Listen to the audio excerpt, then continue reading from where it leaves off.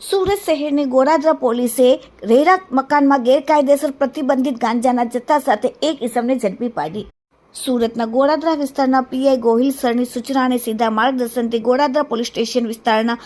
કર્મચારીઓ જ્યારે પેટ્રોલિંગમાં હતા ત્યારે અંગત વિશ્વાસુ બાતમીના આધારે ગોરાદરા પૂર્ણિમાનગર સોસાયટી પ્લોટ નંબર 7 વાળા મકાનમાં ગ્રાઉન્ડ ફ્લોર પર આવેલા છેલ્લા રૂમમાં ગાંજાનો જથ્થો લાવીને સંગ્રહ કરેલ છે એક ઇસમ, જેથી તાત્કાલિક ગોરાદરા પોલીસે ત્યાં રેડ પાડીને